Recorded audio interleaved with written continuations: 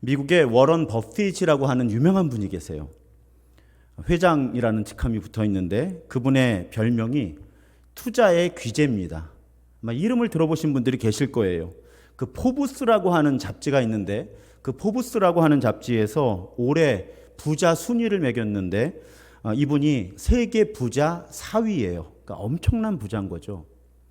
전에 더 높았다고도 해요. 근데 이분이 유명해진 어떤 계기 가운데 하나가 1년에 한 번씩 경매를 해요. 워런 버핏과의 점심 식사. 그러니까 이 워런 버핏하고 만나서 점심 식사를 하는데 네가 얼마를 지불하겠냐 하고 경매를 하는 거예요. 사람들이 그 경매에 응하는 이유는 이 워런 버핏하고 만나서 식사를 하면서 그분의 어떤 투자에 대한 이야기도 듣고 일단 그분하고 식사를 한다는 것 자체가 매우 유명하게 되는 거거든요. 여러분, 작년에 저스틴 선이라고 하는 트론 재단 대표가 이 워런 버핏하고 점심을 먹기 위해서 경매에 응해서 낙찰을 받았어요. 그런데 그 돈이 얼마였냐면 놀라지 마세요. 한국 돈으로 54억 원이에요. 안 놀라시는구나. 이 워런 버핏하고 점심 식사를 한 번 하는데 54억 원을 내고 식사를 하는 거예요. 물론 그 돈은 워런 버핏이 갖는 게 아니고요. 기부를 해요. 기부를 하는데 그래도 여러분 만약에 정삼위 목사랑 식사를 하는데 얼마를 내시겠습니까 하면 얼마 나올까요? 한 3만 원 나올까요 혹시? 자, 이 워런 버핏하고의 한 번의 식사. 그래서 그분하고 만나는 유명세를 얻고 그리고 그분하고 이야기를 하면서 투자가 무엇인지 또 지금 경제가 어떻게 흘러가는지 내가 어떻게 투자를 해야 되는지 그런 자문을 얻는 돈으로 누군가는 한 끼 식사에 54억 원을 지불한다는 겁니다. 자, 워런 버핏과의 만남을 통해서 자기 투자 방식이 변하고 삶이 변화하기를 기대하면서 그렇게 돈을 지불하는데 오늘 우리 본문에 보면 예수와의 식사를 통해서 삶이 변화된 한 사람을 만나죠. 바로 베드로입니다. 사실 오늘 본문의 베드로 너무 유명한 본문이고요. 제가 신도중앙교회에 와서 아직 만 2년이 되지 않았는데 벌써 이 본문으로 세 번째 설교를 해요.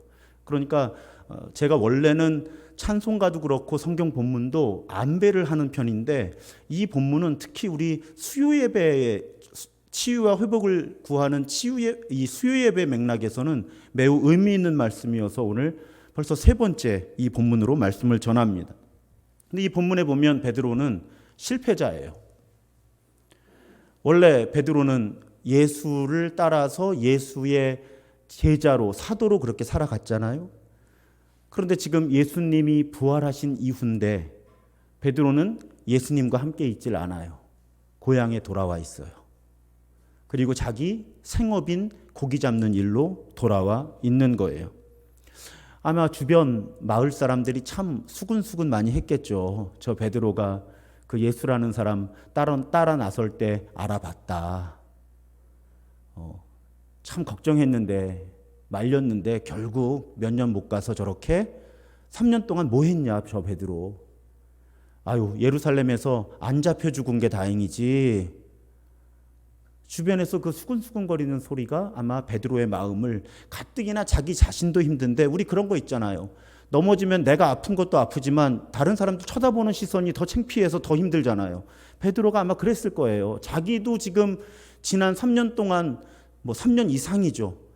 지난 수년 동안의 시간이 너무나 안타깝고 괴롭고 실패한 인생 같은데 도대체 앞으로 뭘 하고 살아야 할지 모르겠는데 주변의 시선 또한 곱지 않은 거고 자신을 치근히 여기고 안쓰럽게 여기고 때로는 조롱하기도 하고 그런 시선들을 견뎌내야 하는 거예요. 그런데다가 이 베드로에게는 큰 아픔이 있죠. 예수를 3번 모른다고 했잖아요. 예수님이 너 그럴 거다 했는데 장담했잖아요. 내가 결단코 그럴 일이 없습니다. 그런데 로마 군인이 다가와서 물어본 것도 아니고 그냥 신분이 그렇게 높지 않은 하찮아 보이는 그런 사람이 와서 예수와 함께 있지 않았습니까? 라고 물을 때 무려 3번이나 예수를 모른다고 거부했던 그런 자신의 과거, 그 기억이 또 자기 마음에 수치심을 안겨 주었을 거예요. 그러니까 아마 예수는 부활하신 거를 베드로는 알고 있거든요. 그런데 자기가 예수님과 함께 있지 않을 때 예수를 생각하면 아마 그 기억이 계속 괴롭혔을 것 같아요. 내가 예수를 3번 모른다고 했다. 예수가 앞에 나타나도 그 부끄러움을 감당하기가, 그 수치심을 감당하기가 어려웠을 것 같아요. 그런데다가 오늘 본문의 베드로는 그래도 고기는 잘 잡아야 됐잖아요. 본래 어부였잖아요. 그러니까 나가서 밤새 고기 잡으면 그래도 적당히는 잡아야 되잖아요. 그런데 바다에 나가서 고기를 잡는데 고기를 못 잡는 거예요.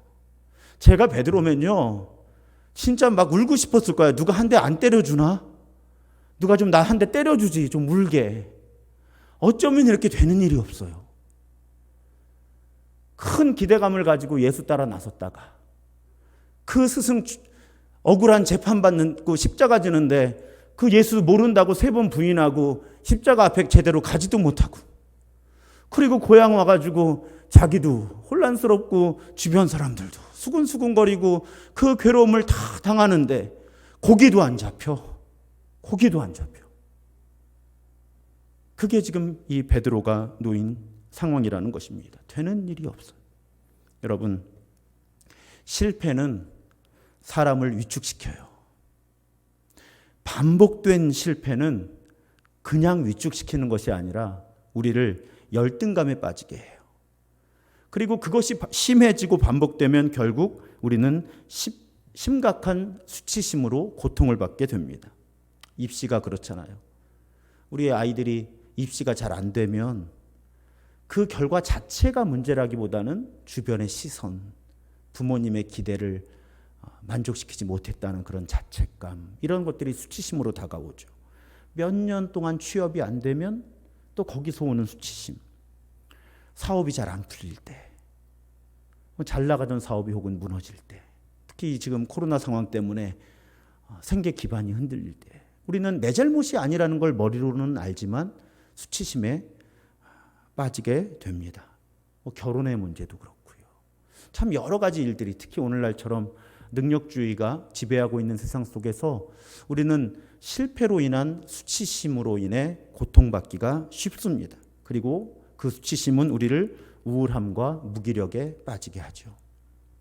베드로가 지금 그런 상황에 놓였던 것은 아닐까.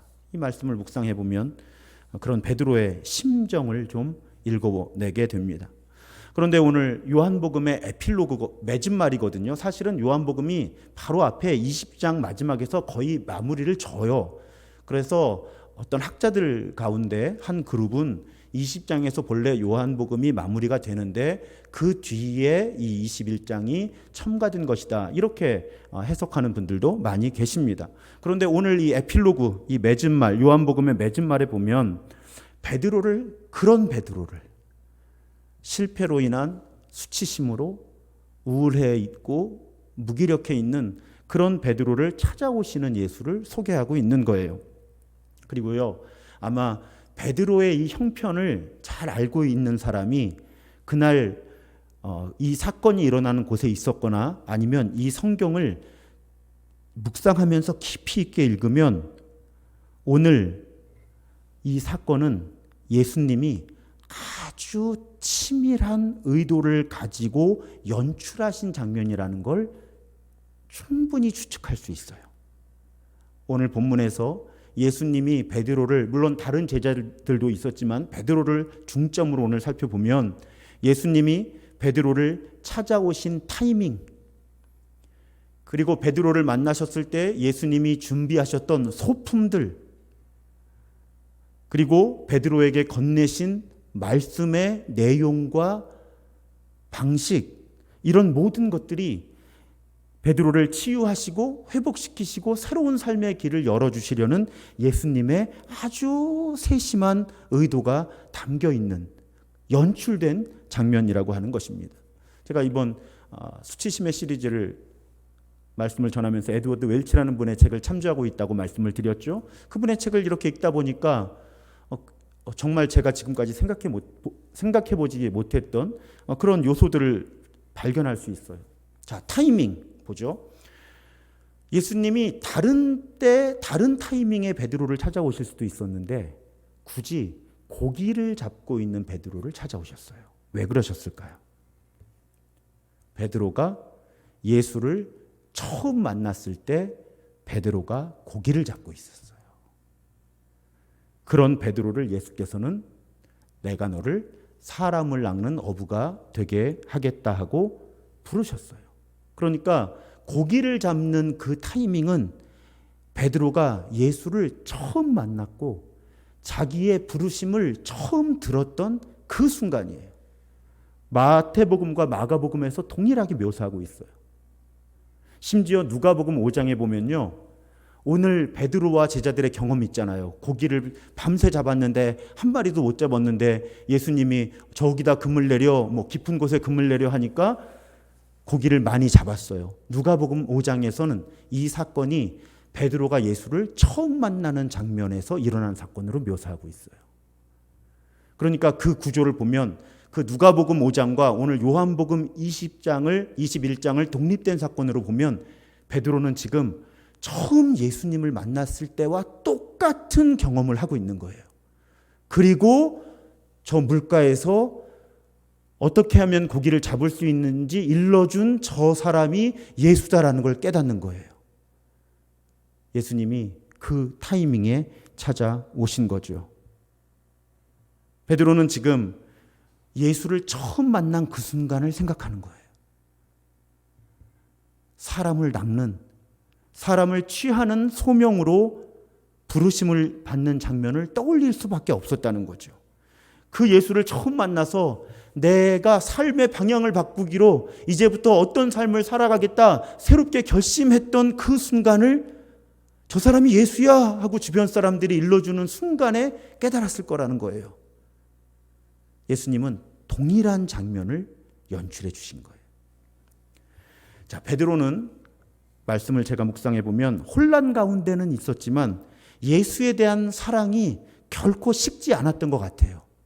왜냐하면 아까 제가 설명드렸던 그런 예수님과의 떳떳지 못한 일이 있었는데도 불구하고 예수다 하는 순간 옷을 갖춰 입고 바다로 뛰어들어서 먼저 예수께 나와요. 숨지 않았어요. 제가 볼 때는 베드로의 몸이 기억하고 있었던 것 같아요. 예수님께 다가가야만 한다. 그래서 모든 종류의 수치심이고 뭐고 간에 예수님이다 하는 순간에 그냥 옷 갖춰 입고 바다로 뛰어들어서 예수께 다가갔던 거죠.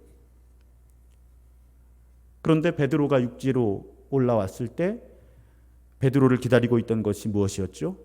물론 예수님이 기다리고 계셨지만 숯불이었죠. 여러분, 숯불. 그럼 숯불은 예수님과 무슨 관계가 있었을까요? 네.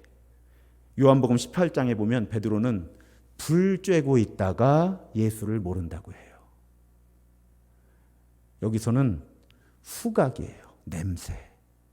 여러분 혹시 그런 경험 없으세요? 저는 향긋한 빵 냄새가 나면 2006년으로 돌아가요. 15년 전으로 돌아가요. 왜냐하면 15년 전에 제가 미국에 있을 때 그 영성훈련 학교를 3개월에 일주일씩 다녔다고 말씀드렸잖아요. 그때 매일 오후에 성찬을 하는데 빵을 그 예배당에서 구웠어요. 그 채플 안에서.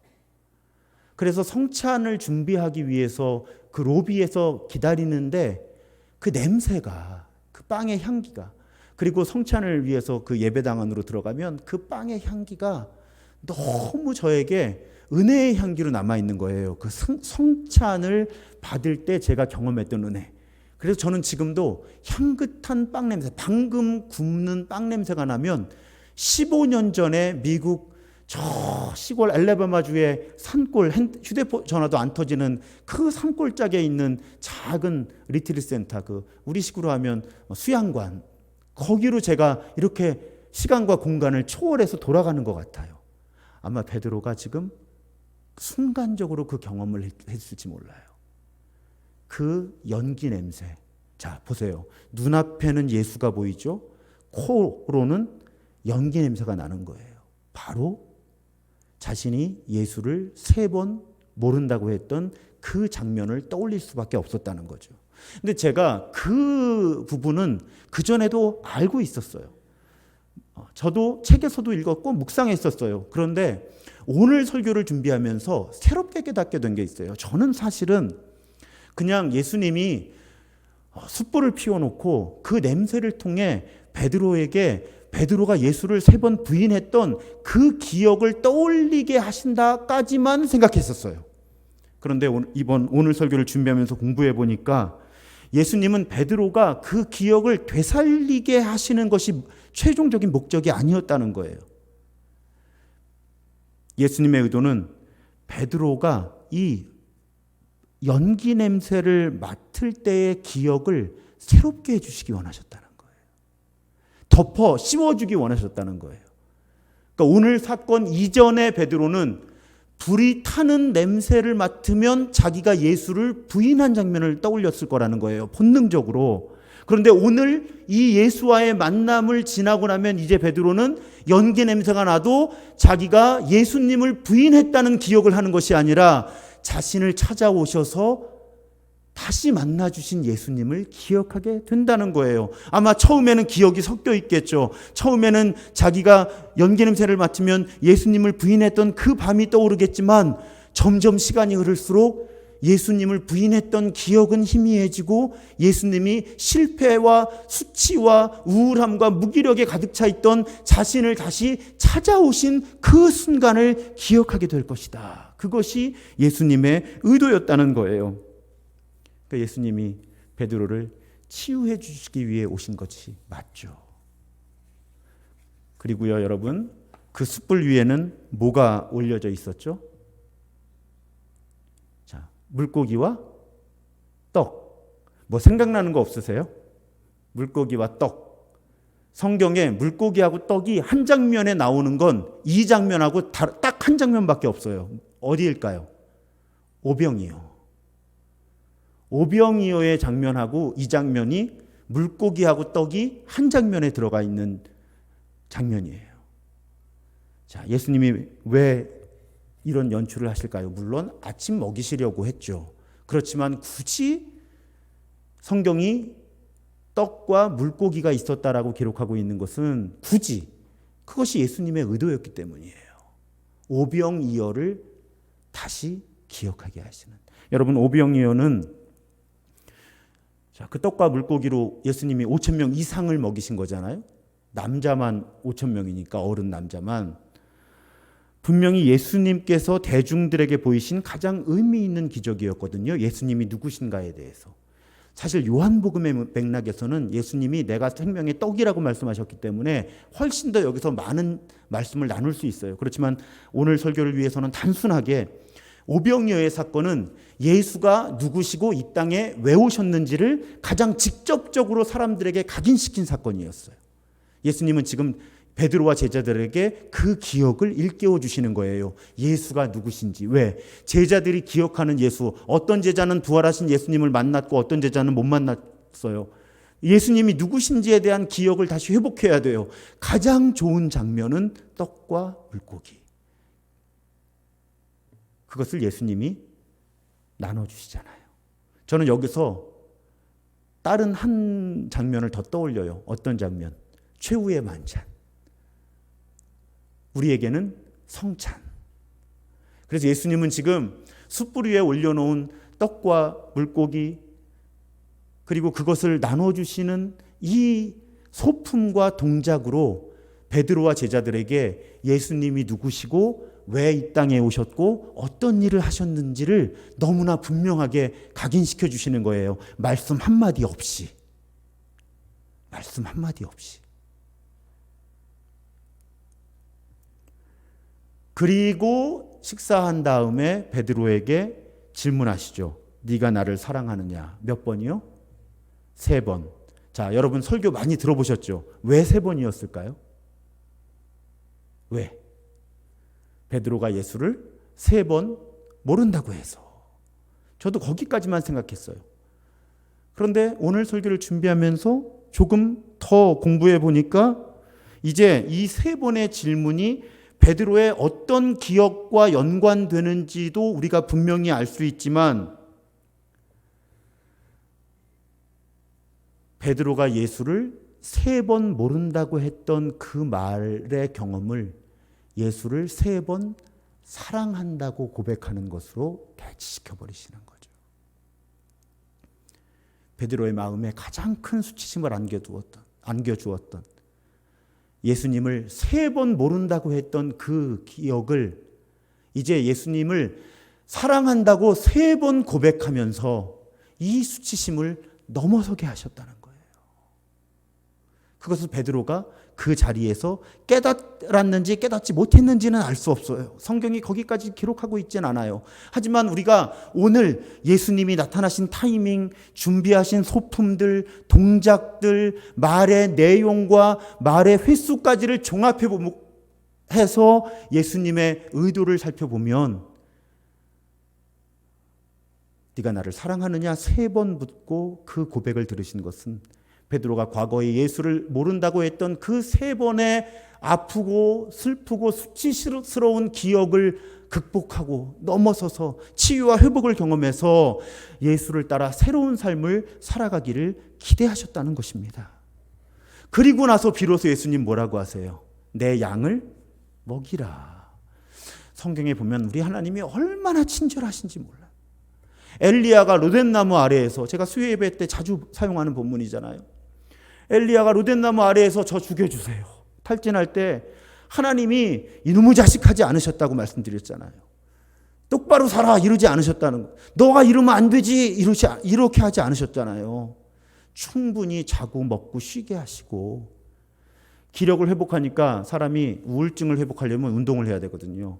40낮 40밤을 걸어서 하나님의 산 호렙까지 불러다 놓으시고, 그리고 사명을 새롭게 하셨다는 거예요. 그리고 하나님이 이제 저밖에 없어요 하니까 아니야 7,000명이나 더 있어 힘내 하셨다는 거죠. 그 하나님이 사람이 되신 분이 예수님인 거예요. 그러니까 베드로를 찾아오신 타이밍, 준비하신 소품, 나눠서 먹게 하신 것들, 말씀해 주신 질문들, 질문의 횟수, 이걸 다 지나서 베드로가 과거의 아픔과 수치심을 넘어설 수 있는 준비가 되었을 때 비로소 예수님은 너 이제 내 양을 먹여야 돼 하고 사명을 주셨다는 거예요.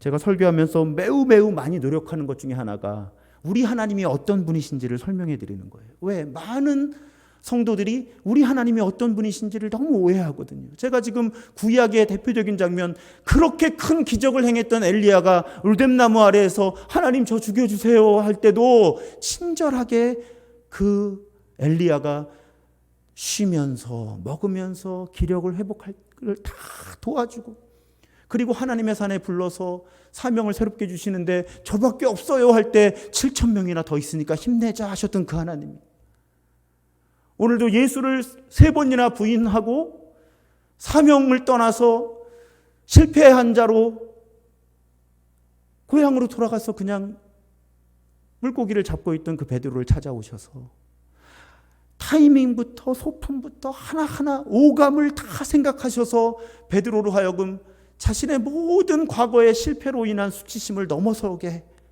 배려해 주시고요. 그리고 나서 비로소 네가 내 양을 먹여야 돼 하고 사명을 새롭게 주셨다는 거예요. 여러분 혹시 쿠오바디스라고 들어보셨어요? 오히려 장년층이실수록 많이 아실 거예요. 쿠오바디스. 여러분 쿠오바디스는 폴란드의 작가 헬릭 샤인키에비치, 발음이 어려워요. 연습했는데 또 막상 설교 때 긴장하니까 잘 못하겠어요. 하여튼 폴란드의 작가가 1896년에 발표한 장편 소설의 제목이에요. 쿠오바디스. 이 작품으로 이 헬릭 샤인키에비치는 1905년에 노벨 문학상을 받아요. 근데 본래 쿠오바디스는 쿠오바디스 도미네, 라틴어로 주여 어디로 가시나이까 라는 뜻이죠. 그래서 이 작품의 모티브가 된 사건은 베드로 행전이라고 하는 외경에 나온다고 해요. 저도 원문을 찾아서 읽어보진 못했어요. 제가 베드로 그 행전이 없어서, 그러니까 사도행전 말고 성경 66권 정경 말고 외경으로 분류되는 책 가운데 베드로 행전에 기록된 사건을 모티브로 하는데요. 자, 여러분 잘 아시는 것처럼 제가 교회사 강의도 지난 주일에 시작했지만 이 박해가 심해졌어요, 로마에. 베드로가 당시에 복음을 전하고 있었는데 주변에서 교인들이 베드로 보고 피하라고. 이유는 분명해요.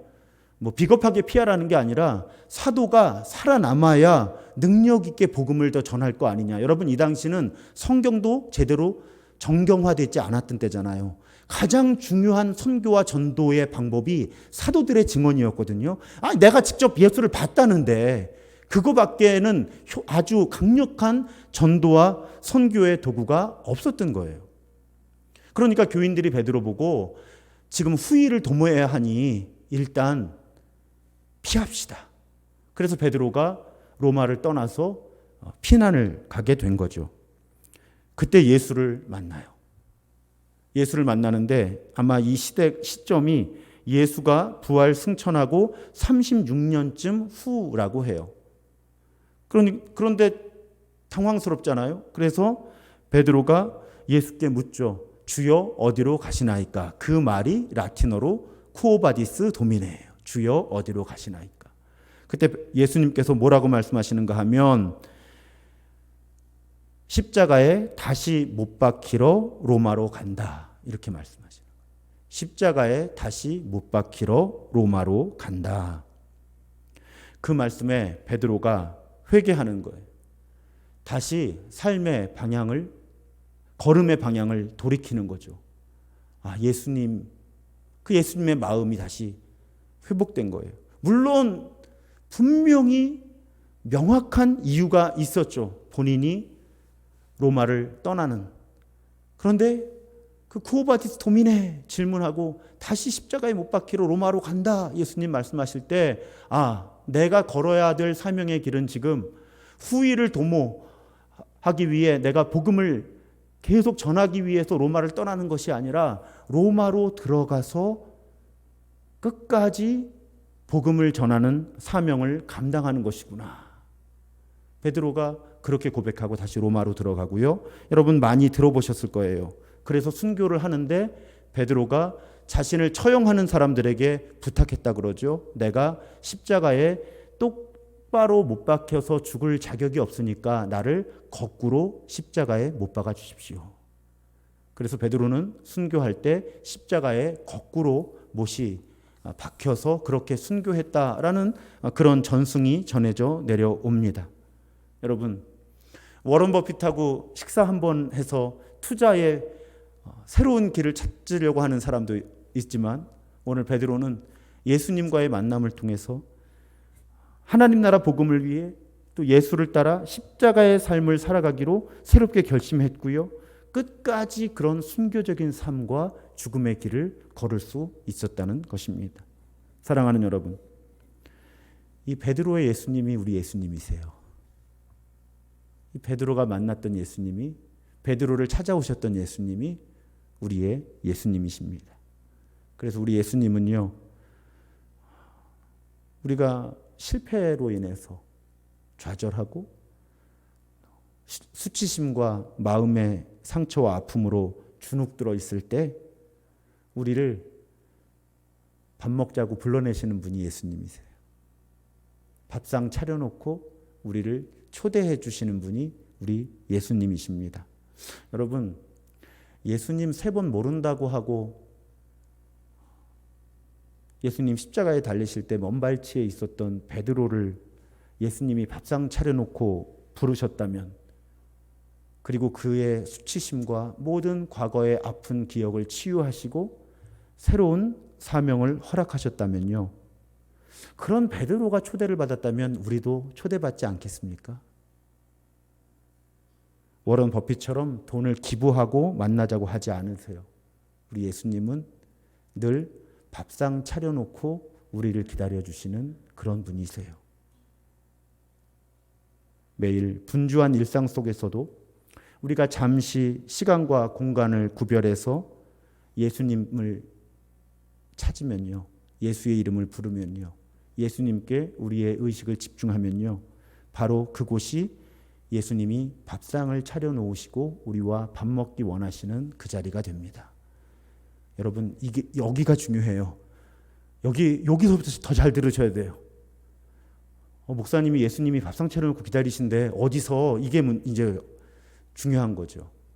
언제나 어디서나 내가 예수를 그리스도로 주님으로 고백하고 내 모든 실패와 좌절과 열등감과 우울증과 수치심과 모든 것을 가지고 예수의 이름을 부르면 바로 거기가, 그 순간이 예수님이 밥상 차려놓고 우리를 기다리시는 그곳이 된다는 거예요. 여러분, 그러면요, 어쩌면 그 순간에는 깨닫지 못하실 수도 있는데요, 거기에 나를 위한 숯불이 있을 수가 있어요. 나를 위한 떡과 물고기가 있을 수 있다는 거예요. 바로 그 순간 거기에 내 모든 과거와 현재의 좌절과 실패와 아픔과 이 모든 것들을 치유하기 위한 예수님의 장치가 우리 일상 속에 숨겨져 있을 수 있다는 거예요. 나도 모르는 사이에 그냥 나는 예수님의 이름을 불렀을 뿐인데, 예수님이 그 시간과 공간을, 그날 베드로를 찾아오셨던 그 시간과 공간처럼요, 나를 치유해 주시기 위한 누군가를 만나게 하실 수도 있고요, 나를 치유해 주시기 위해서 뭔가 새로운 기억을 하게 하실 수도 있고요, 나를 치유하시기 위해서 뭔가 냄새를 맡게 하실 수도 있고요, 나를 치유하시기 위해서요, 갑자기 내가 펴든 책에 한 줄이 내 마음을 파고들 수도 있고요, 나를 치유하시기 위해서 갑자기 컴퓨터나 라디오에서 나오는 음악의 그 가사가 내 눈물을 흘리게 할 수도 있고요. 여러분, 우리가 예수를 주님으로, 그리스도로, 그리고 우리의 궁극적인 치유자라고 고백하기만 하면 예수님은 숯불 피워놓으시고 떡과 물고기를 구우시면서 베드로를 기다려주셨던, 그리고 베드로와, 아마 예수님과 베드로의 대화는 밥 먹은 다음에 이렇게 산책하듯이 둘이 걸으면서 이루어지지 않았을까, 또 저는 그렇게 생각을 해봐요. 우리가 우리의 궁극적인 치유자가 되시는 예수님을 우리의 그리스도로 주님으로 고백하고 그분께 집중할 때 우리의 일상이 성소가 됩니다.